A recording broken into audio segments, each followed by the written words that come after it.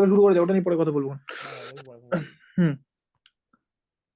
তাহলে এখন আমরা যেটা শুরু করবো সেটা হচ্ছে তাপগতিবিদ্যা। গ্যাসটা আমরা পুরো করলাম না, শেষ। আমার যেটুকু দরকার ছিল থার্মোডাইনামিক্সের জন্য সেটুকু আমি গ্যাসটা বলে দিয়েছি। এবার আমরা যেটা পড়বো সেটা হচ্ছে তাপগতিবিদ্যা, যেটা তোদের সেকেন্ড সেমিস্টারে আছে, যার ইংলিশটা হচ্ছে থার্মোডাইনামিক্স। এক্ষেত্রে অনেক ক্ষেত্রে আমি ইংরেজি টার্মিনোলজি ব্যবহার করবো। সেখানে বুঝতে না পারলে আমাকে অবশ্যই জিজ্ঞেস করবি, কিছু কিছু ক্ষেত্রে পারলে বাংলা টার্মিনোলজিও আমি লিখে লিখে দেবো। আচ্ছা, তাহলে তাপগতিবিদ্যা ব্যাপারটা কি, খায় না মাথায় দেয়, ঠিক আছে, এটা দেখি আগে। তো তাপগতিবিদ্যার বেসিক বা থার্মোডাইনামিক্সের বেসিক প্রিমাইসটা হচ্ছে এটা, যে কোনো ভৌত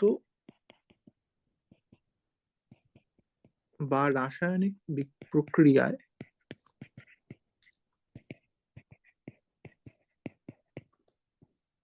শক্তির আদান প্রদান, ঠিক আছে, শক্তি এক্ষেত্রে মূলত হিট বা তাপ, ঠিক আছে, এইটা হচ্ছে থার্মোডাইনামিক্সের মুখ্য ফোকাস। তাহলে থার্মোডাইনামিক্সের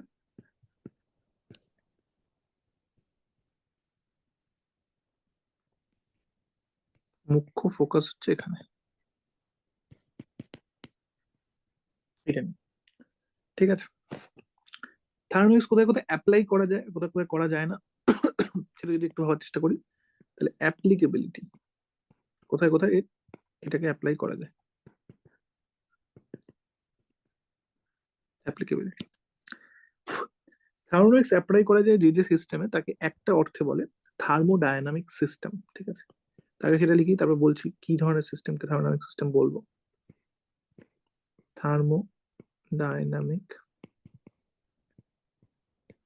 সিস্টেম,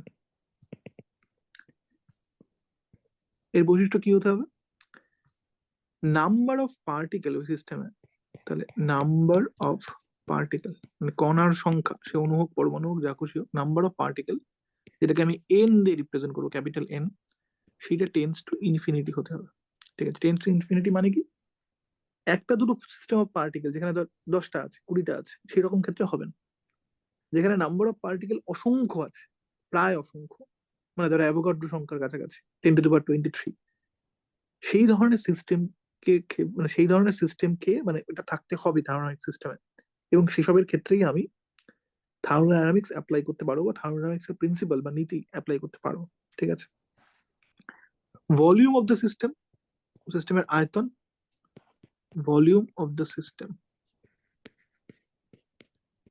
এটাকে যদি আমি ভি দিয়ে বলি, এই ভিটাও টেন্স টু ইনফিনিটি হতে হবে, ঠিক আছে। তারপরে সিস্টেম যে আয়তন দখল করে আছে সেই আয়তনটাও টেন্স টু ইনফিনিটি হতে হবে। এখানে একটা ছোট্ট ক্যাচ আছে, এই ইনফিনিটিটা কার রেসপেক্টিভ আসলে, তাহলে যদি আমি এরকম করে বলি, ক্যাচ বলতে এখানে কি বোঝায় মানে? ক্যাচ মানে একটা ছোট্ট প্যাচ আছে এরকম করে ভাবো আর কি। আসলে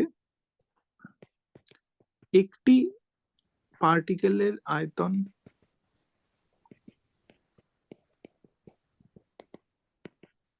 এর সাপেক্ষে সিস্টেমের মোট আয়তন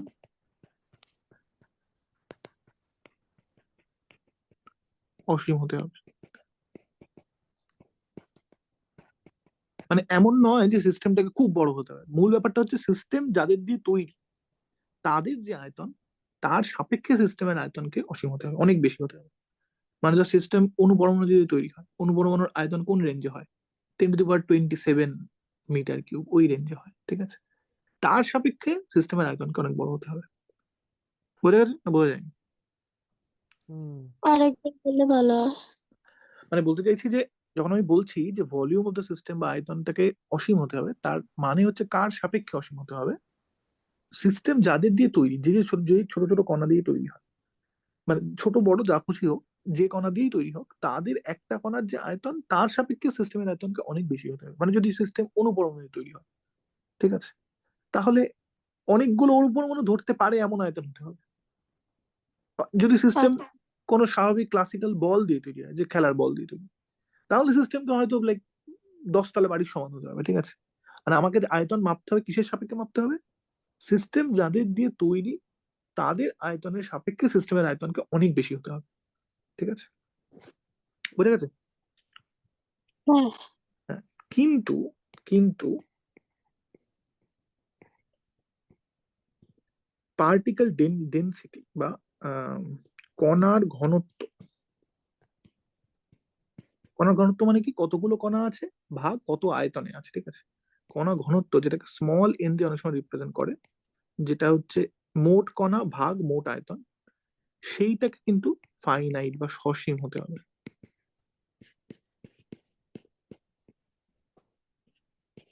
ঠিক আছে, তার মানে কি বলতে চাইছি, মোট কণার সংখ্যা অনেক বেশি হতে হবে, মোট আয়তন অনেক বেশি হতে হবে, কিন্তু একক আয়তনে বলতে কতগুলো কণা আছে, মানে মোট কণা ভাগ মোট আয়তন, সেটাকে যেন ফাইনাইট, সেটাকে সসীম, সসীম হতে হবে, অসীম নয়।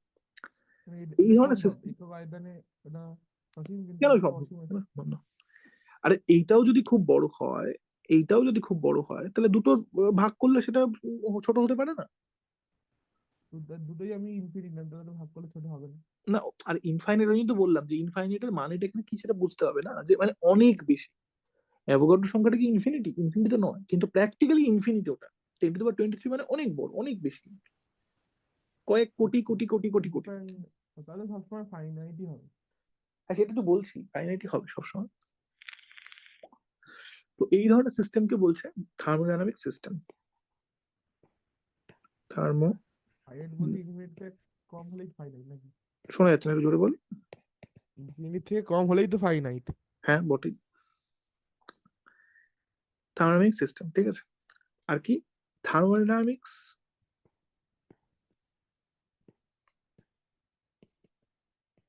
ক্যান ওনলি বি অ্যাপ্লাইড, শুধু এদের উপরে অ্যাপ্লাই করা যাবে, thermodynamics can only be applied to thermodynamic systems.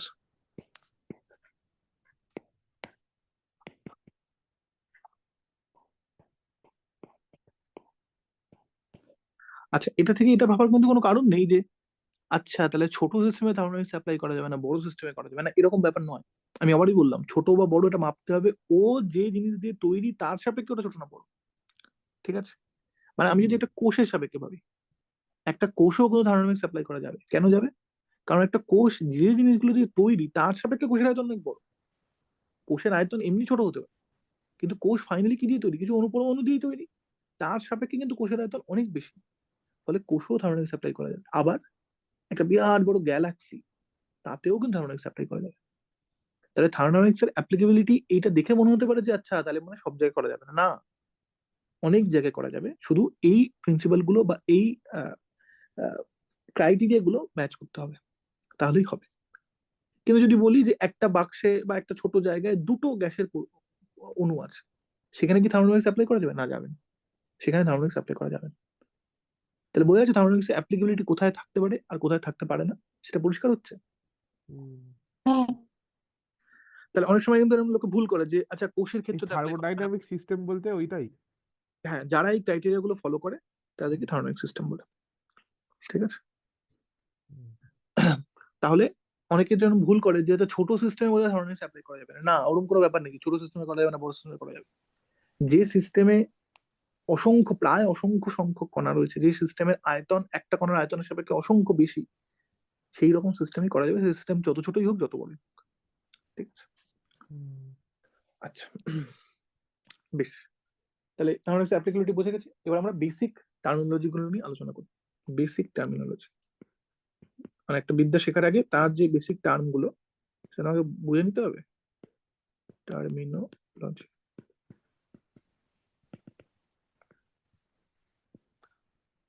প্রথম জিনিসটাকে বলা হয় সিস্টেম। বাংলা কি একটু দেখে নিবি, আমি মনে করতে পারছি না কিছুটা হবে, যে বোঝা যাচ্ছে। আমরা যে অংশটুকু নিয়ে ইন্টারেস্টেড হব একটা বড় জিনিসের, আমরা যেইটুকু নিয়ে বেশি ইন্টারেস্টেড হব, যেটুকু আমাদের মুখ্য ফোকাসে থাকবে, সেইটা হবে আমার থার্মোডাইনামিক্সের সিস্টেম, ঠিক আছে। সিস্টেম বলতে যে অংশ নিয়ে আমরা ইন্টারেস্টেড,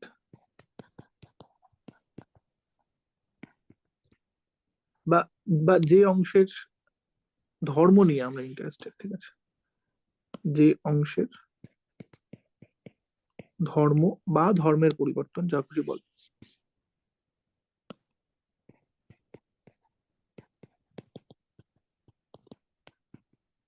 ধর্মের পরিবর্তনে আমরা ইন্টারেস্টেড, সেটা হচ্ছে আমাদের সিস্টেম, ঠিক আছে। তাহলে সারাউন্ডিংস বলে আরেকটা জিনিস আছে, সারাউন্ডিংস বা অনেক ক্ষেত্রে এনভায়রনমেন্ট বলা হয়, বাংলায় এটাকে পরিবেশ বলবে, এনভায়রনমেন্ট। ঠিক আছে, এটাকেই বলে সিস্টেম বাদে আর যা যা আছে, সিস্টেম বাদে আর যা যা আছে তাই হচ্ছে আমাদের সারাউন্ডিংস বা এনভায়রনমেন্ট বা বাংলায় বললে পরিবেশ। তাহলে সিস্টেম সেই অংশটা, যে অংশটা নিয়ে যে অংশটাকে স্টাডি করতে আমরা বসেছি সেটা আমাদের সিস্টেম। আর সিস্টেম বাদে আর যা যা আছে সেটাকে বলছে সারাউন্ডিংস বা এনভায়রনমেন্ট বা পরিবেশ। ঠিক আছে, বোঝা গেছে? যদি কোনো সমস্যা নেই বুঝতে? বুঝেছি। চন্দ্রিমা, হ্যাঁ বুঝেছি। হুম, এখানে ছোট্ট একটা ক্যাচ আবার বলে রাখি, সেটা হচ্ছে যে বাই ডেফিনেশন এটাকে সিস্টেম, এটাকে সারাউন্ডিংস বলে, কিন্তু প্র্যাকটিক্যালি সারাউন্ডিং শুধুমাত্র সেই পার্টটাকে বলা যেতে পারে যেই পার্টটার সাথে সিস্টেম ইন্টারঅ্যাক্ট করতে পারে বা যেই পার্টটা সিস্টেমের উপর কোনো প্রভাব ফেলতে পারে। তাহলে এরকম করে বলবো, আসলে সারাউন্ডিংস শুধু সেইটুকু অংশ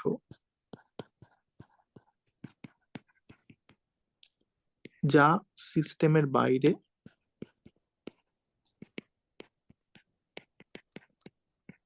এবং যার সাথে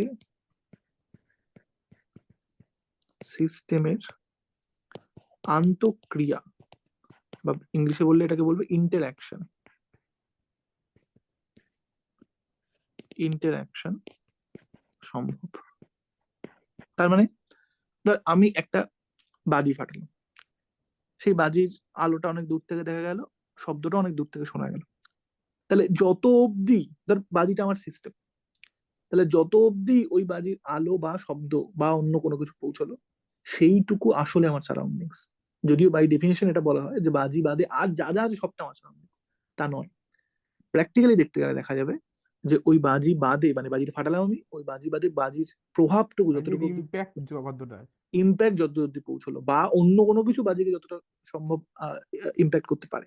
তাহলে এটা দুতরফে। ঠিক আছে, যে আমার সিস্টেম যতটা দ্বারা প্রভাবিত হচ্ছে বা আমার সিস্টেম যতটা অংশকে প্রভাবিত করছে সেইটুকু হচ্ছে আমার সিস্টেমের, প্র্যাকটিক্যালি ভাবতে গেলে সেইটুকুই আমার সারাউন্ডিংস বা পরিবেশ বা এনভায়রনমেন্ট। বোঝা গেছে? হুম। হ্যাঁ। আচ্ছা, এরপরে টার্ম হচ্ছে বাউন্ডারি। বাউন্ডারি বা এখানে বাংলা কি বলবে, দেওয়াল বা হোয়াট এভার, সীমা, পরিসীমা, যা খুশি বলতে থাকে। বাউন্ডারি মানে কি? সিস্টেম এবং সারাউন্ডিংস এর মধ্যে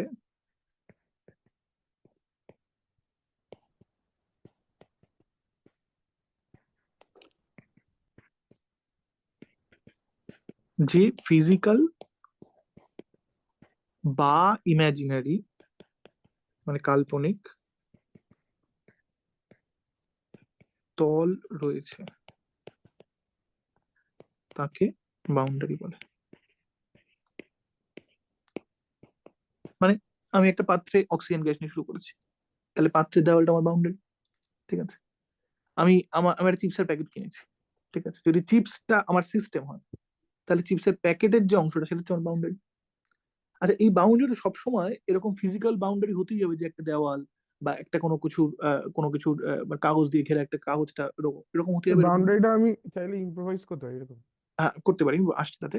বাউন্ডারিটা অনেক ক্ষেত্রে ইমাজিনারিও হতে পারে, অনেক ক্ষেত্রে মুভিংও হতে পারে। কিরকম হতে পারে? ধর আমি একটা পাত্রে অক্সিজেন গ্যাস নিয়েছি, পাত্রটা উপর অংশটা খোলা, এবার আমি বলছি অক্সিজেন গ্যাসটা আমার সিস্টেম। যেহেতু পাত্রের উপর অংশটা খোলা, তাহলে অক্সিজেন গ্যাস তো ওখান থেকে উপরে উঠে যাচ্ছে, কিন্তু আমি বলছি পুরো অক্সিজেনটাই আমার সিস্টেম যেখানেই যাক। তাহলে ভেবে দেখ যে অক্সিজেন ছাড়া বাইরে যে অংশটুকু আছে তার সাথে ওই অক্সিজেন গ্যাসটার বাউন্ডারি তো চেঞ্জ হচ্ছে সবসময়, এবং ওখানে কোনো ফিজিক্যাল বাউন্ডারিও নেই। ওটা একটা ইমাজিনারি বাউন্ডারি, যেটা আমি ভাবছি যে অক্সিজেন যতটুকু অব্দি যাচ্ছে তার পরটাই হচ্ছে আমার বাউন্ডারি শুরু হচ্ছে আর কি। তাহলে সবসময় বাউন্ডারিটা এরকম একটা দেওয়াল, একটা একটা পাত্রের গা নাই হতে পারে।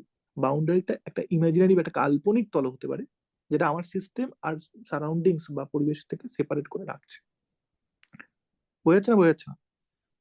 মানে সিস্টেম আর সারাউন্ডিংস এর মধ্যে বাউন্ডারিটা।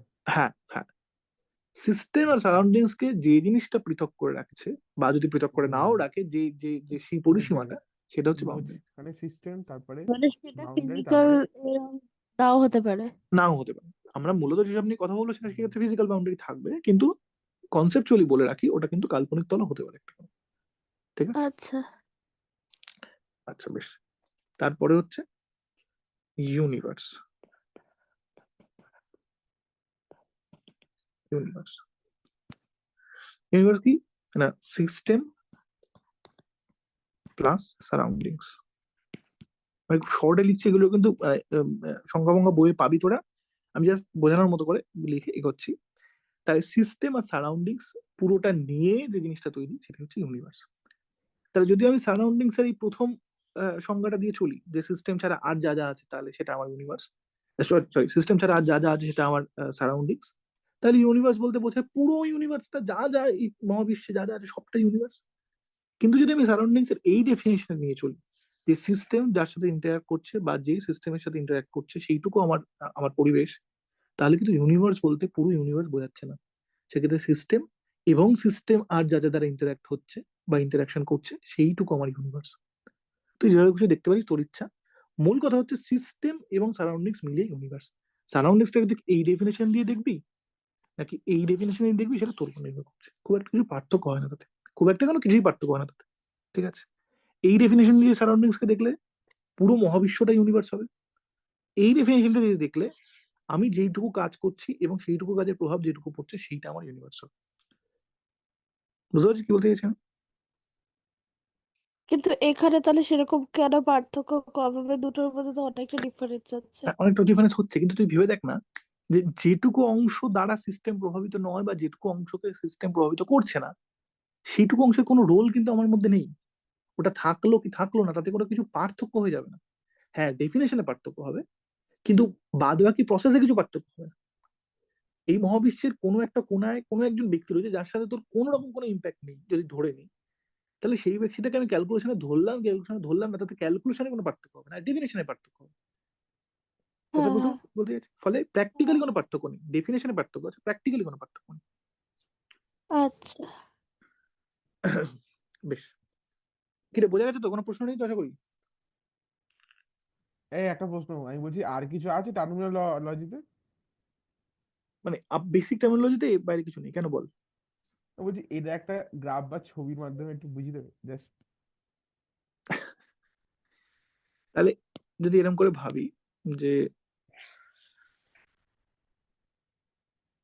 ধর এইখানে কিছু জিনিসপত্র রয়েছে, হোয়াট এভার জিনিসপত্র, আমি শুধু এগুলো মানে গ্যাস বলতে চাইছি না, যা খুশি আছে, ঠিক আছে? তাহলে এইটা হচ্ছে আমার সিস্টেম, ওর মধ্যেই এইটা হচ্ছে আমার বাউন্ডারি, হ্যাঁ, আর এই যে বাইরে আর যা যা আছে সেটা হচ্ছে এনভায়রনমেন্ট। এটা হচ্ছে এনভায়রনমেন্ট। তাহলে এটা হচ্ছে আমার এনভায়রনমেন্ট বা সারাউন্ডিংস, আর এই পুরো জিনিসটা ইউনিভার্স। এটা হচ্ছে আমার ইউনিভার্স। পরিষ্কার? হ্যাঁ, বাউন্ডারি, এটা মিসিং। আচ্ছা, এবার আমরা যেটা জানবো আবারও মানে বেসিক টার্মিনোলজির পার্টি আছে, সেটাকেই বলছি আমরা টাইপস অফ শুধু বাউন্ডারি। ছাড়বে কম, ফোনের দিকে তাকাতে পারছি না। আচ্ছা, তাহলে কিছু বেরিয়ে যাবি মানে? তাহলে এটা তো রেকর্ডিং হচ্ছেই, তাহলে রেকর্ডিংটা পেয়ে যাবি। আমি আর হয়তো 8 ঘন্টার মতো পড়াবো খুব বেশি হলে। আর 12টা অব্দি আছে। মানে তাহলে ওটাই বলছি যে তাহলে তুই 12টা অব্দি থাক, বা যতক্ষণ পারছিস ততক্ষণ থাক, বাদ বাকি অংশটা আমি খুব বেসিক কথাই বলবো আজকে, সেটা রেকর্ডিংটা একবার দেখে নিস, তারপরে যদি কোনো সমস্যা থাকে তাহলে পরে থেকে জিজ্ঞাসা করিস।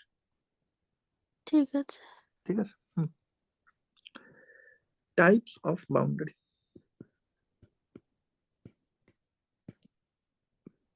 ঠিক আছে, টাইপস অফ বাউন্ডারি। তাহলে এটাকে আমি আবারও বলছি, মানে বই পড়তে হবে কেন, আমি কিন্তু সবকিছুই খুব মানে বেসিক কনসেপচুয়াল লেভেলে বলছি। ডিটেলে পড়তে হলে অবশ্যই বই পড়তে হবে এবং পড়তেই হবে। আচ্ছা, বাউন্ডারিকে অনেক ভাবে ভাগ করা যায়, ঠিক আছে? প্রশ্ন হচ্ছে আমি কিভাবে, কিসের সাপেক্ষে ভাগ করছি। তাহলে ধর এটা আমার বাউন্ডারি, ঠিক আছে? এইটাকে আমি প্রথমে একটা ভাবে ভাগ করছি, এটা বলছি যে ভরের আদান প্রদান, আদান প্রদান। হুম, মানে মাস পাস করতে দিচ্ছে না, দিচ্ছে না। ঠিক আছে, এর সাপেক্ষে বাউন্ডারিকে তিন ভাবে ভাগ করা যায়। এক, যেটাকে বলে পারমিয়েবল, বাংলায় বলে ভেদ্য, ঠিক আছে? তাহলে এটা এটা এই ধরনের বাউন্ডারি কি করে? ভরের আদান প্রদান করতে দেয়। তাহলে ভরের বা আদান প্রদান সম্ভব, শুধু এইটুকু লিখছি, আদান প্রদান সম্ভব। 2 নম্বর কি? ইমপারমিয়েবল, ইমপারমিয়েবল অভেদ্য। বা অভেদ্য। শর্টে লিখছি সম্ভব নয়, ঠিক আছে? বুঝতে পারছি কি সম্ভব নয়। হ্যাঁ হ্যাঁ। আর 3 নম্বর হচ্ছে সেমি পারমিয়েবল, সেমি পারমিয়েবল। বাংলাটা আমি ভুলে গেছি, দেখে নিবি। মূল কথা হচ্ছে যে কিছু জিনিস, অর্ধভেদ্য বোধহয়। হ্যাঁ অর্ধবেদ্য, কিছু জিনিসের ক্ষেত্রে সম্ভব।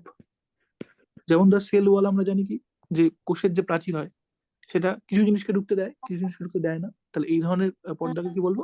সেমি পারমিয়েবল বা পর্দা বা যাই বাউন্ডারি, সেটাকে বলবো সেমি পারমিয়েবল মেমব্রেন। বোঝা গেছে? পরিষ্কার? হুম, হুম। কে রিজু উত্তর দিচ্ছে না কেন? হ্যাঁ, বুঝতে পেরেছি। আচ্ছা, তাহলে ভরের আদান প্রদান বাউন্ডারি দিয়ে হয় না হয় না, সেই রেসপেক্টিভ বাউন্ডারিকে তিন ভাগে ভাগ করা যায়, ঠিক আছে? তারপরে আরেক ধরনের ভাগটা হচ্ছে, সেটা হচ্ছে যে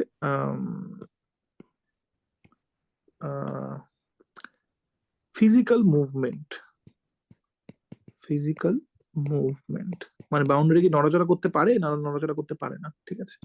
তার সাপেক্ষে দুভাবে ভাগ করা যায়। একটাকে বলে মুভেবল, পারে আর পারে না। মুভেবল, ঠিক আছে?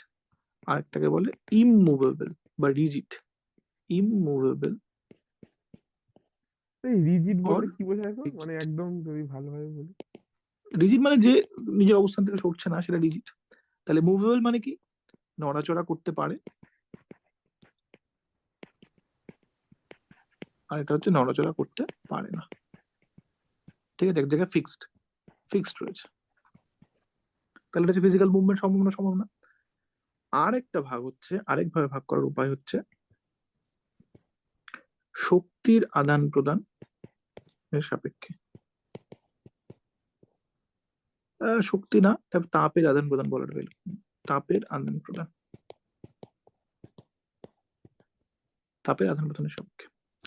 তাহলে এক্ষেত্রেও একটা হচ্ছে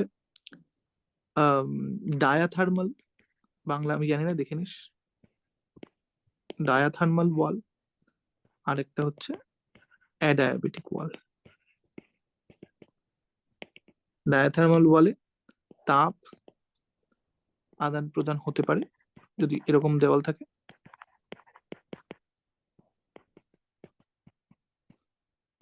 আর এক্ষেত্রে পারে না। বোঝা গেছে? কোনো সমস্যা নেই? পরিষ্কার? হুম, চন্দ্রিমা, হুম। তুমি আছিস এখনো? হ্যাঁ। আচ্ছা, তাহলে বাউন্ডারিকে বিভিন্ন ধর্মের সাপেক্ষে অনেকভাবে ভাগ করা যায়। ভরের আদান প্রদান হতে পারে কিনা সেই সাপেক্ষে ভাগ করা যায় তিন ভাগ। ফিজিক্যাল মুভমেন্ট বাউন্ডারি সম্ভব কিনা সে সাপেক্ষে ভাগ করা যায় দুভাবে। আর তাপের আদান প্রদান হতে পারে কিনা সে সাপেক্ষে ভাগ করা যায় আরো দুভাবে, ডায়াথার্মাল, অ্যাডিয়াবেটিক। টার্মিনোলজিগুলোর সাথে একটু সড়গড় হয়ে নিতে হবে কিন্তু, ঠিক আছে? আচ্ছা, types of system, types of system, types of system. Boundary কি রকম আছে, ঠিক আছে? তাহলে সিস্টেম, হ্যাঁ বল, হুম। বল কিছু বলছিস? বললাম আমি বেরালাম, নেটওয়ার্ক আসছে না। আচ্ছা ঠিক আছে ঠিক আছে, শুনতে পেয়েছি। হ্যাঁ হ্যাঁ। হুম হুম।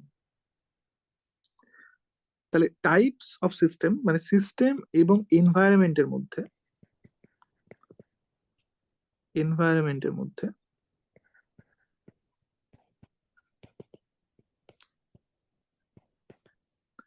কি ধরনের বাউন্ডারি আছে,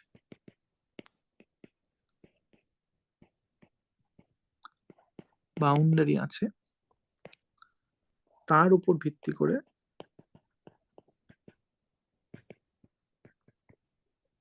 ভিত্তি করে সিস্টেমকে 3 ভাগে ভাগ করা হয়।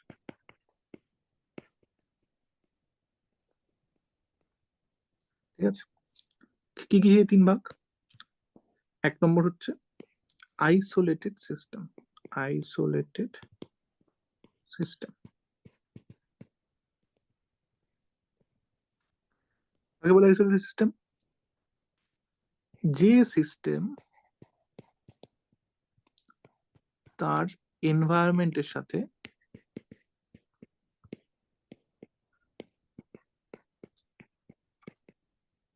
ভর এবং শক্তির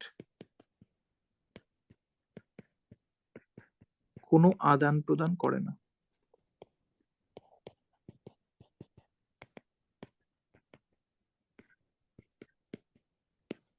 তাকে বলে আইসোলেটেড সিস্টেম। ঠিক আছে, হুম, বোঝা গেছে আইসোলেটেড কাকে বলে? ঠিক আছে, সুতরাং এক্ষেত্রে বোঝাই যাচ্ছে যে এক্ষেত্রে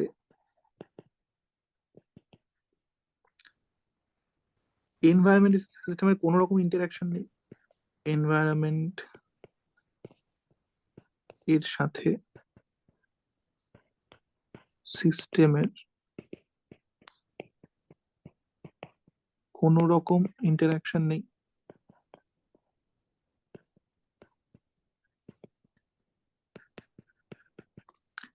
ফলে আমাদের যদি সেকেন্ড ডেফিনেশন অফ এনভায়রনমেন্ট দেখি, আমি কিন্তু ভাবতেই পারি এক্ষেত্রে কোনো এনভায়রনমেন্টই নেই। কারণ এনভায়রনমেন্ট কাকে বলেছিলাম আমি সেকেন্ড ডেফিনেশন অনুযায়ী, যেটুকু অংশের সাথে সিস্টেমের ইন্টারাকশন আছে সেটুকুকে এনভায়রনমেন্ট বলবো। হুম, তাহলে এক্ষেত্রে কিন্তু কোনো এনভায়রনমেন্ট নেই এক অর্থে ভাবতে গেলে ওই সেকেন্ড ডেফিনেশন অনুযায়ী, কারণ কোনো অংশের সাথে সিস্টেম ইন্টারাক্ট করছে না। ফলে হুম, এক্ষেত্রে আমি ভাবতেই পারি যে আমার সিস্টেমটাই আমার ইউনিভার্স, কারণ কোনো এনভায়রনমেন্ট নেই। ঠিক আছে, হুম, ফলে এক্ষেত্রে ভাবাই যায় সিস্টেম ইকুয়ালস টু ইউনিভার্স। কারণ এমন কোনো অংশ নেই, ইন্টারাকশন নেই। হুম, হুম, বা সিস্টেমের বাইরে এমন কোনো অংশ নেই। সিস্টেম থাকলে আপনার বাউন্ডারি থাকবেই। তাহলে তুই সেপারেট করতে পারবি, মানে বাউন্ডারি ওভারও বলছি, কাল্পনিক ভাবে তোকে ভাবতে হবে কিছু একটা, তুই সেপারেট করে করবি। সিস্টেমের বাইরে এমন কোনো অংশ নেই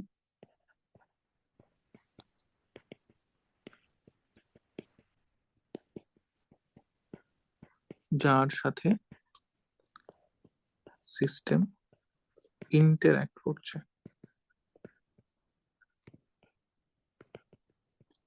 বুঝে গেল? তাহলে হুম, এই হচ্ছে আইসোলেটেড সিস্টেমের কনসেপ্ট। এখানে জিনিস বলে রাখা দরকার যে বাস্তবে এটা কোনো হয় না। পুরোপুরি আইসোলেটেড সিস্টেম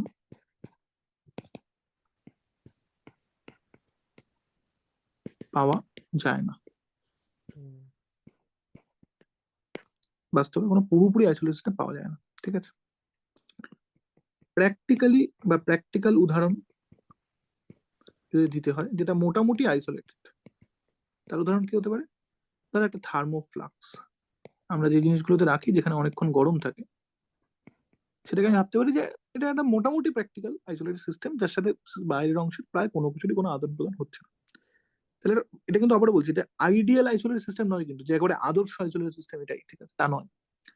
প্র্যাকটিক্যালি ভাবা যেতে পারে যে হ্যাঁ এর সাথে বাইরের অংশে কোনো প্রায় কোনো কিছুরই কোনো আদান প্রদান হচ্ছে না, কারণ ঢাকনা বন্ধ আছে আর তাপ তাপ প্রায় ছাড়ছেই না। কিন্তু একেবারে কি ছাড়ছে না, মানে থার্মোফ্লাক্সে যদি আমি একদিন রেখে দিই তাহলে কি জিনিসটা গরম থাকবে? বা হুম, 10 দিন রেখে দিই বা 1 মাস রেখে দিই, তাহলে তো আস্তে আস্তে ঠান্ডাই হয়ে যাবে না? তাহলে ঠান্ডা হচ্ছে মানে হুম, কি, তাপটা বাইরে আসছে।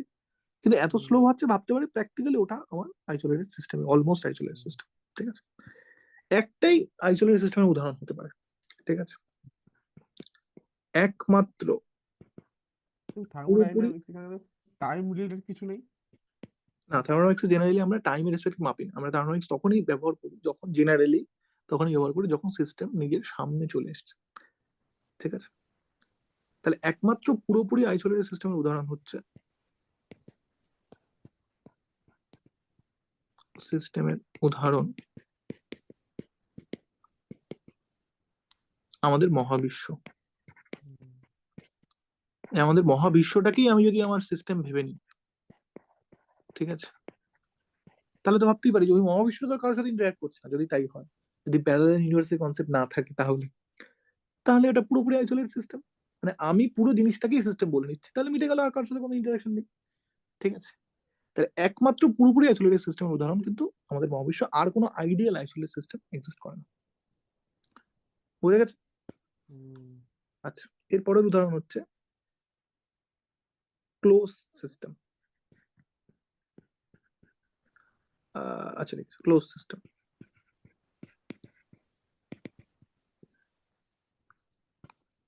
এই ধরনের সিস্টেম কি করে, যে এরা এনভায়রনমেন্টের সাথে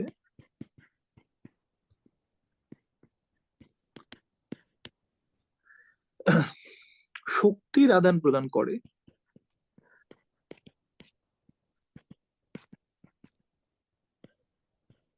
কিন্তু ভরের আদান প্রদান করতে পারে না।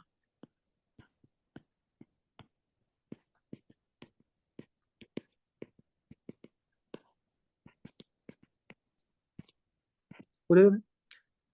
তাহলে এর উদাহরণ কি হতে পারে? উদাহরণ দেওয়া খুবই সহজ।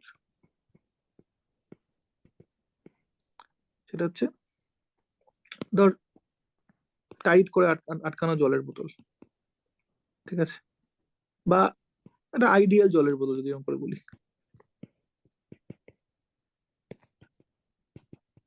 যেখান থেকে জল বেরিয়ে আসতে পারে না। ঠিক আছে, বা আরো অনেকগুলো জায়গা যেতে পারে। মানে আমি জাস্ট উদাহরণে যাচ্ছি না, তুমি কিন্তু মোটামুটি যা যা সিস্টেম তো চারপাশে দেখছি, যেগুলো বন্ধ করা, যেগুলো থেকে সহজে কোনো কিছু, সহজে মানে যেগুলো থেকে সহজে কিছু বেরোবে না, সেটাই হচ্ছে আমার ক্লোজ শক্তি সিস্টেম আদান উদাহরণ। প্রদান করছি করে। ওমা, তো বাইরে থেকে তুই যদি ওকে সূর্যের আলোর মধ্যে রাখিস, তাহলে এগুলো গরম হবে না? হবে না? হবে তো। ও আচ্ছা আচ্ছা, ভর ঠিক থেকে। আছে, ঢাকনা বন্ধ কোনো কিছু, যার ঢাকনাটা এতটা বন্ধ করে, ভালো করে বন্ধ, যে ওখান থেকে কিছু বেরিয়ে আসতে পারবে না, কোনো মাছ, সেটা তো বাইরে থেকে তাকে তাপ দিলে বা যাই যাই শক্তি দিই, শুধু তাপ না, যা খুশি শক্তি দিই, সে তো গ্রহণ করছে। তাহলে সেই ধরনের সিস্টেম হচ্ছে ক্লোজ সিস্টেম, যে শক্তির আদান প্রদান করতে পারছে, কিন্তু মাস আদান প্রদান করতে পারবে না। ঠিক আছে। না, আচ্ছা বুঝলাম। কিন্তু হুম, এটা কি যদি পুরোপুরি পুরোটা কেমন না, এটাও বুঝলাম না। মানে এটা কি পুরোপুরি হয় তো সিস্টেমটা? হ্যাঁ, ক্লোজ সিস্টেম পুরোপুরি হয়, অবশ্যই অবশ্যই পুরোপুরি হয়। যে তুই যদি এমন একটা মানে সেভাবে দেখতে গেলে হয় না, কিন্তু ওই আর কি, মানে তাহলে ওই দেওয়ালটাকে এমন করে নিতে হবে যাতে মাসের কোনো আদান প্রদান যে না হচ্ছে, কোনো কিছু ভেতরে ঢুকছে বা কোনো কিছু বাইরে বেরোচ্ছে না, কোনো মাস, কোনো পদার্থ, সেটা মানে মানে আচ্ছা, আইডিয়ালি সেটাও হয় না। আইসোলেটেড সিস্টেমও তো ক্লোজ সিস্টেম হতে পারে। কিন্তু আইসোলেটেড সিস্টেমে কিন্তু মাস এবং শক্তি কোনো কিছুরই আদান প্রদান, আচ্ছা হ্যাঁ, আইসোলেটেড সিস্টেম অবশ্যই ক্লোজ সিস্টেম। মানে ওটাকে আর ক্লোজ বলা হচ্ছে না, ওটাকে আইসোলেটেড বলা হচ্ছে, ওটা তো আলাদা ক্যাটাগরি হুম তৈরি করা হচ্ছে। ঠিক হুম। আছে। আচ্ছা, 3 নম্বর হচ্ছে ওপেন সিস্টেম। ওপেন সিস্টেম যেক্ষেত্রে বোঝাই যাচ্ছে যে মাস ভর আর শক্তি দুটোই আদান ও প্রদান। শক্তি উভয়েরই আদান প্রদান সম্ভব এনভায়রনমেন্টের সাথে সম্ভব। ঠিক আছে, তার উদাহরণ কি, সহজ উদাহরণ দেওয়া বলা যেতে পারে যে ঢাকনা খোলা পাত্র। হুম।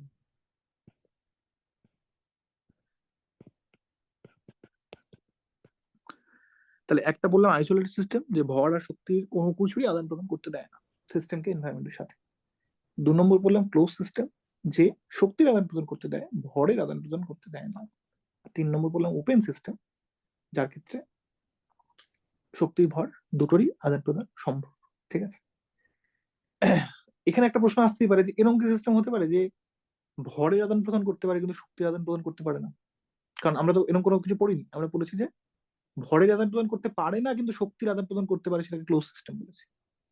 উল্টো অপশনটা কি অ্যাভেলেবেল আছে, যে ভরের আদান প্রদান করতে পারে, শক্তিরটা পারে না? না, এরকম কোনো সিস্টেম কিন্তু এক্সিস্ট করে না, যে ভর আদান প্রদান করতে পারে কিন্তু শক্তি আদান প্রদান করতে পারে না। ঠিক আছে, এরকম কিন্তু কোনো সিস্টেম এক্সিস্ট করে না। বোঝা যাচ্ছে না? যাচ্ছে না?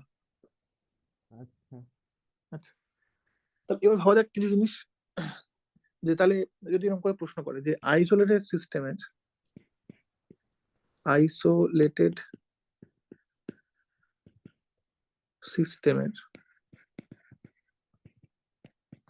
বাউন্ডারিকে কিরকম হতে হবে, বাউন্ডারিকে অন্তত কিরকম হতে হবে?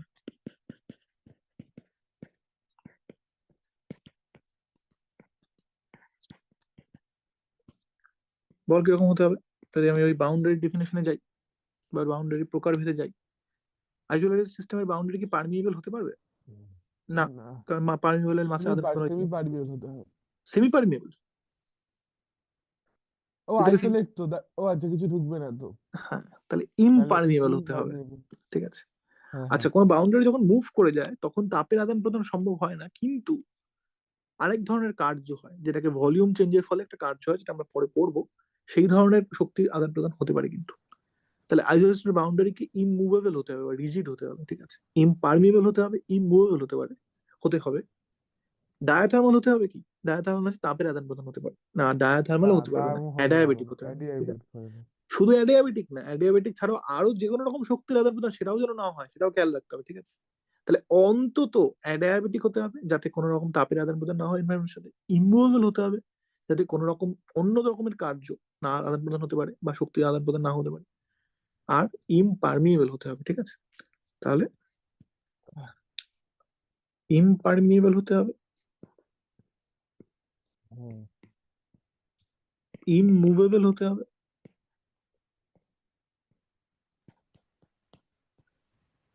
আর অ্যাডিয়াবেটিক হতে হবে।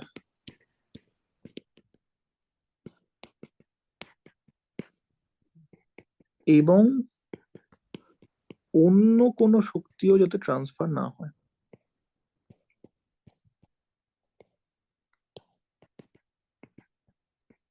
অন্তত কেন বলছো? কারণ দেখ, এটা দিয়ে আমি কি গ্যারেন্টি করলাম যে তাপের আদান প্রদান বন্ধ আছে? এটা দিয়ে কি গ্যারেন্টি করলাম যে তাপ ছাড়া অন্য রকমের যে আয়তন পরিবর্তন সংক্রান্ত কার্য সেটা যেন আদান প্রদান না হয়। আচ্ছা, এটাও তো হতে হবে যে আমার যদি কোনো লাইট জাতীয় জিনিস না যেতে পারে, সেটাও তো এনশিওর করতে হবে। মানে ইলেকট্রোম্যাগনেটিক তাপ, মানে তড়িৎচুম্বকীয় তরঙ্গ সংক্রান্ত যে এনার্জি ট্রান্সফার, সেটাও যদি না হতে পারে, সেটাও তো গ্যারান্টি করতে হবে।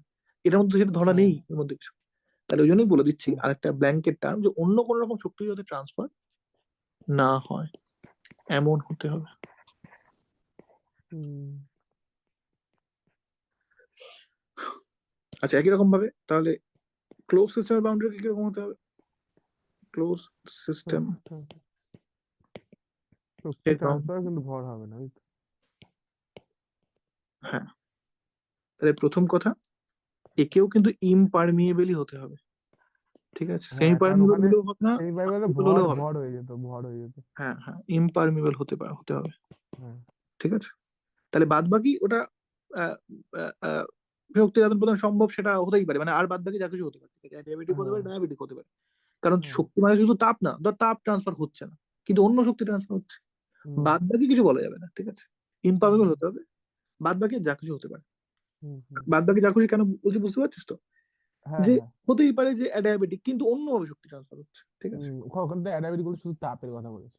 হ্যাঁ হ্যাঁ হ্যাঁ, তো ওই জন্য বাদ বাকি কিছু বলা যাবে না। আর মানে ওপেন সিস্টেমের ক্ষেত্রে তো কোনো লিমিটেশন নেই। ঠিক আছে, হুম।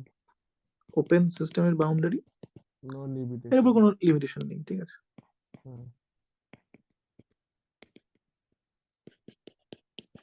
বুঝে গেছে? হ্যাঁ। আচ্ছা, ওপেন ক্লোজ আইসোলেটেড সিস্টেম নিয়ে আমরা আলোচনা করলাম। এবার যেটা নিয়ে আলোচনা করবো সেটা আজকে শেষ টপিক, সেটা হচ্ছে ইন্টেন্সিভ প্রপার্টি। আচ্ছা, তাহলে আগে বলি যে প্রপার্টি বা ধর্ম, বা এরকম করে বলি তাপ, থার্মোডাইনামিক প্রপার্টি।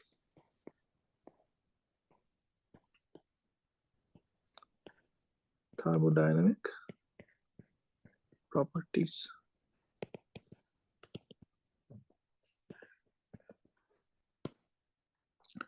তাহলে যে সমস্ত ধর্ম দিয়ে সিস্টেমের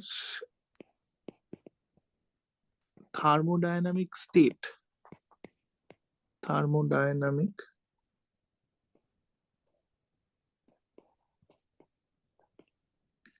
স্টেট নির্দিষ্ট করা যায়।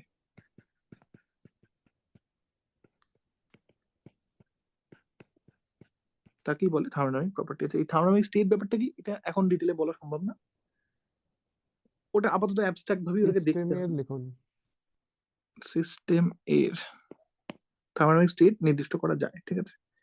তো কি কি জিনিস সেটা সেটা সেটা বলে দিতে পারি যে মোটামুটি এই জিনিসগুলো হচ্ছে থার্মোডাইনামিক প্রপার্টি। কিন্তু থার্মোডাইনামিক স্টেট ব্যাপারটা কি সেটা আপাতত ওই অ্যাবস্ট্রাক্ট ভাবে ওটাকে দেখতে হবে, যে কিছু জিনিস যেটা দিয়ে সিস্টেমের একটা দশাকে আমি ফিক্স করতে পারি যে এইটা সিস্টেমের দশা, ঠিক আছে। তার উদাহরণ মধ্যে পড়ছে তাপ, সরি, চাপ, আয়তন, উষ্ণতা, মোল সংখ্যা, ঠিক আছে। তারপরে ধর আলো শোষণের ক্ষমতা, ইংলিশ কি বলে? অ্যাবজর্বেন্স বলে, তড়িৎ পরিবহনের ক্ষমতা,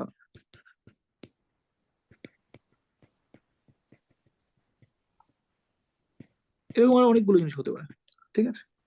এগুলো হচ্ছে থার্মোডাইনামিক প্রপার্টি বলবো এগুলোকে। এই থার্মোডাইনামিক প্রপার্টি দু ধরনের হতে পারে, ঠিক আছে, two types of thermodynamic property.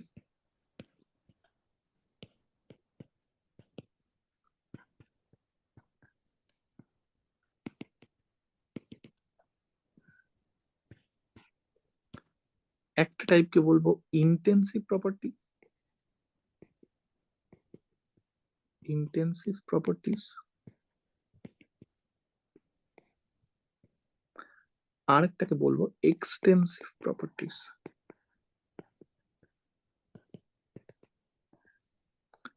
কি ব্যাপার, যে ধর্মগুলো পদার্থের পরিমাণের সাথে ডিরেক্টলি রিলেটেড, ঠিক আছে।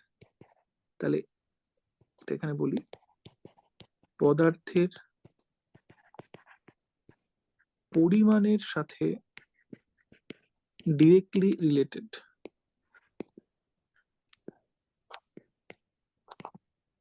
তাকে বলবো এক্সটেন্সিভ প্রপার্টি। আর এক্ষেত্রে পদার্থের পরিমাণের সাথে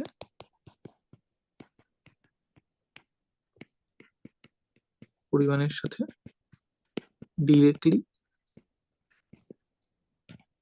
রিলেটেড নয়। এটা বোঝার সহজ উপায় কি, এই ডেফিনেশনটা কখনো কখনো একটু কনফিউজিং হতে পারে। সহজ উপায় এটা বোঝার হচ্ছে,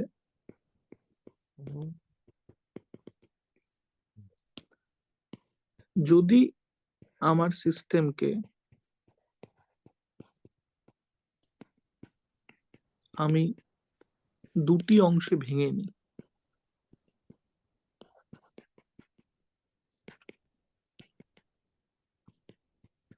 তবে যে ধর্মগুলি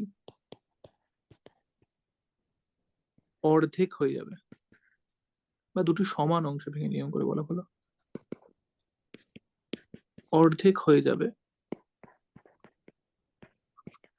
সেগুলি এক্সটেন্সিভ প্রপার্টি।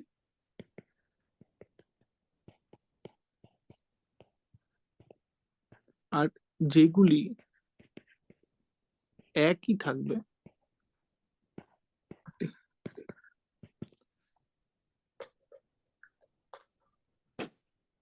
আর যেগুলো একই থাকবে সেগুলো হচ্ছে ইন্টেন্সিভ প্রপার্টি, ঠিক আছে। ভালো করে বোঝা যাক আর একটুখানি। ধর আমার কাছে একটা এরকম বাক্স আছে, যে বাক্সে অনেকগুলো এরকম গ্যাসের পরমাণু অণু যা খুশি বল ছড়ানো আছে, ঠিক আছে। এর টেম্পারেচার হচ্ছে, তাহলে টেম্পারেচার হচ্ছে টি, ঠিক আছে। প্রেসার হচ্ছে পি, ঠিক আছে। মোল সংখ্যা হচ্ছে এন, আয়তন হচ্ছে ভি, ঠিক আছে। এবার একে আমি দুভাগে ভাগ করে নিলাম সিস্টেমটাকে। তাহলে কিরকম হবে ব্যাপারটা, একটা এইটুকু অংশ আর একটা এইটুকু অংশ, দুটো সমান ভাগে। আপাতত ভাবার জন্য ভাব সমান ভাগ, সমান ভাগেই করতে হবে এরকম ব্যাপার নেই, কিন্তু আপাতত আমি ধরছি সমান ভাগ। ঠিক আছে, তাহলে এবার এই দুটোর কি হবে,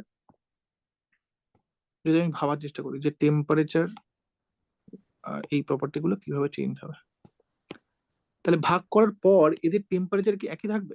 না, একই থাকবে না। আগে টেম্পারেচার একই ছিল, এখন টেম্পারেচারে কি বদল ঘটবে? একটা অংশ যদি মাঝখানে আমি একটা বাউন্ডারি বসিয়ে দিই, ঠিক আছে, তাহলে টেম্পারেচার একই থাকবে না থাকবে না?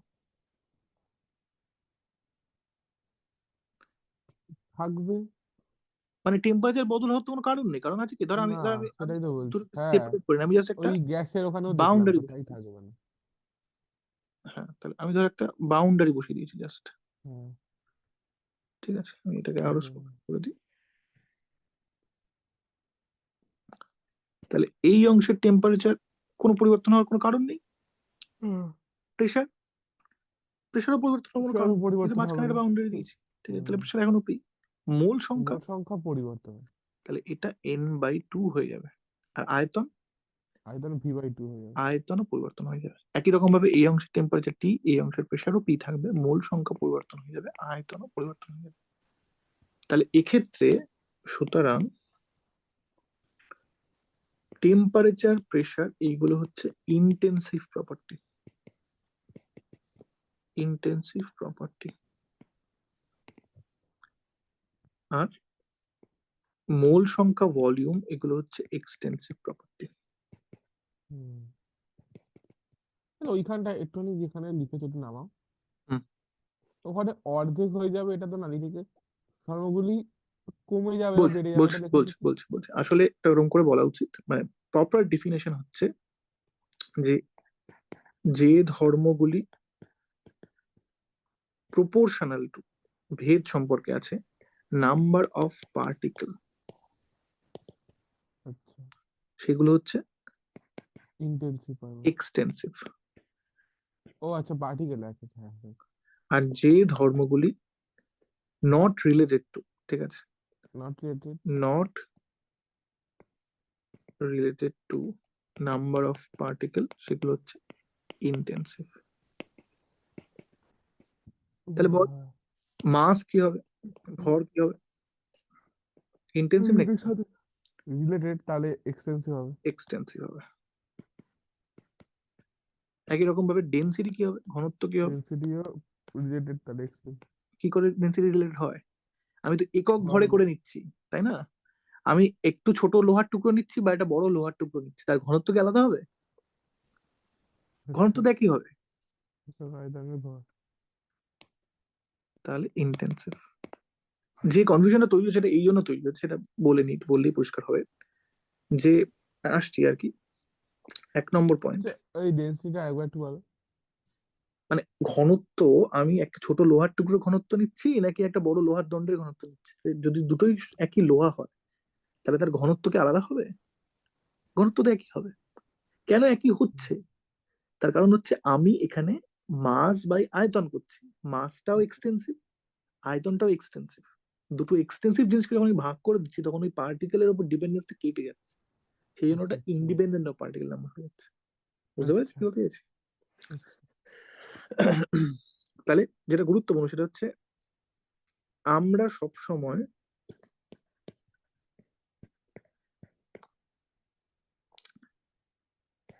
ইন্টেন্সিভ প্রপার্টির সাথে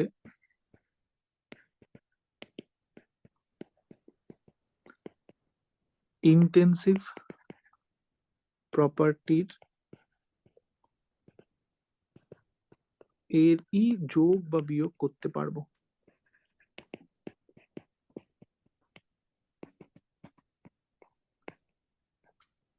কখনো উল্টোটা পারবো না। ইন্টেন্সিভ সাথে এক্সটেন্সিভ পারবো না, ঠিক আছে? একই রকম ভাবে এক্সটেন্সিভ প্রপার্টির সাথে এক্সটেন্সিভ প্রপার্টির যোগ বা বিয়োগ করতে পারবো। তো উল্টোটাও সত্যি, ওই টেবিল লিখে দিলেই হয়ে যাবে, আর কিছু লিখতে হবে না। ঠিক আছে, লিখে দিন না রে বাবা। তাহলে এক্সটেন্সিভের সাথে এক্সটেন্সিভেরই পারবো, মানে 5টা আলুর দামের সাথে একটা আলুর দাম যোগ করার কোনো মানে নেই, ঠিক আছে? মানে আমি বলতে চাচ্ছি 5টা আলুর মোট দাম কত, 60 টাকা, একটা আলুর দাম কত, 12 টাকা। এই দুটো যোগ করে কিছু দাঁড়াবে না। বা 6টা আলুর দাম দাঁড়াতে পারে, তার বেশি কিছু দাঁড়াবে না, ঠিক আছে। কিন্তু 5টা আলুর দামের সাথে আমি 20টা আলুর দাম যোগ করতে পারি, তাহলে 25টা আলুর দাম বেরোচ্ছে আমার। কথাটা বুঝতে পারছি কি বলতে চাইছেন? হুম, তো 5টা আলুর দাম ওটা হচ্ছে আমার এক্সটেন্সিভ প্রপার্টি, আর প্রতি আলুর দাম সেটা হচ্ছে আমার ইন্টেন্সিভ প্রপার্টি। প্রতি আলুর দামটাকে যদি 5টা নাকি 50 নাকি বদলাচ্ছে না, কিন্তু 5টা নিলে 50 নেই, তাতে করে মোট আলুর দাম বদলাচ্ছে কিন্তু। বুঝতে পারছি কি বলতে চাইছি না? তাহলে হ্যাঁ। যোগ বা বিয়োগ সবসময় হবে ইন্টেন্সিভ ইন্টেন্সিভ বা এক্সটেন্সিভ এক্সটেন্সিভ, ঠিক আছে। 2 নম্বর কি, দুটি এক্সটেন্সিভ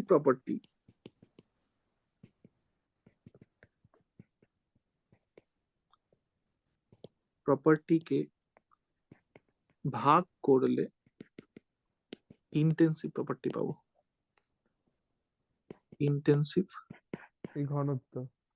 হ্যাঁ, প্রপার্টি পাবো, ঠিক আছে। আর কি আছে, দুটি ইন্টেন্সিভ প্রপার্টিকে গুণ করলে ইন্টেন্সিভ প্রপার্টি পাবো।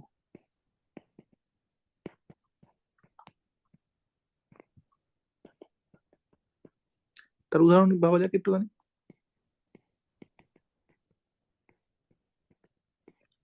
ধর ঘনত্ব সমান সমান ভর বাই আয়তন, তাহলে এখানে এইটা আমার এক্সটেন্সিভ, হুম, এইটা আমার ইন্টেন্সিভ, সরি এক্সটেন্সিভ কি বলছি না, এক্সট্রিম দুটোই তো এক্সট্রিম, তাই বলছি। এক্সটেন্সিভ, এদের অনুপাত নিচ্ছে বলে এটা আমার হয়ে যাচ্ছে ইন্টেন্সিভ, ঠিক আছে। আর কি আছে, ধর প্রেসার পি সেটা সমান সমান কি এনআরটি বাই ভি, ধর আদর্শ গ্যাসের ক্ষেত্রে, ফর আইডিয়াল গ্যাস। উপরে গুলোকে আলাদা আলাদা বিচার করতে হবে। হ্যাঁ, তাহলে এখানে দেখ আমি যদি এরকম করে ভাবি, এটাকে আমি এরকম করে করতে পারি এন বাই ভি গুণ আর গুণ টি।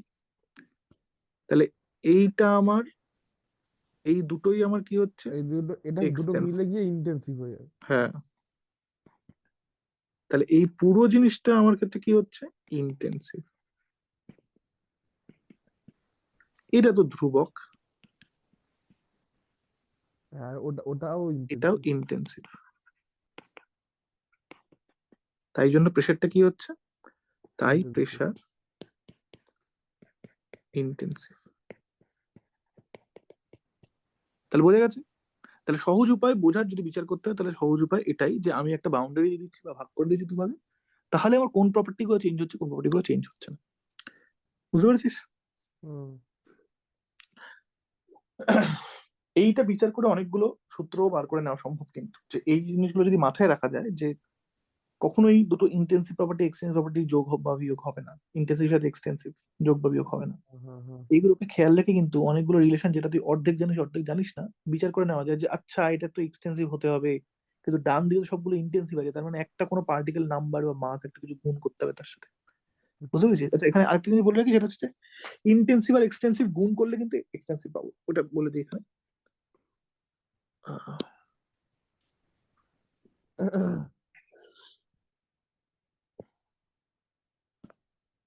সেটা হচ্ছে ইন্টেন্সিভ গুণ এক্সটেন্সিভ।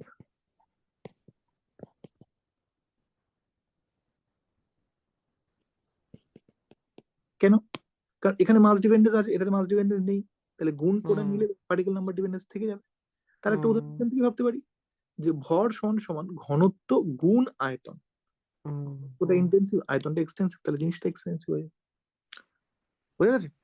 হ্যাঁ, হ্যাঁ। বেশ, আজকে আমরা এখানে থামবো, পরের দিন আমরা প্রসেস নিয়ে আলোচনা করবো। আজকে আমরা বেসিক টার্মিনোলজি গুলো মোটামুটি শেষ করে ফেললাম, বেসিক টার্মিনোলজি যেটুকু আর অংশ আছে সেটা হচ্ছে কি ধরনের প্রক্রিয়া বা প্রসেস করতে পারে, তা আমরা আমি প্রসেস নিয়ে আলোচনা করবো। আচ্ছা তাহলে আমি রেকর্ডিংটা বলতে বন্ধ করি। আশা করি কোনো প্রশ্ন নেই তো এটা নিয়ে। না, ঠিক আছে। বেশ।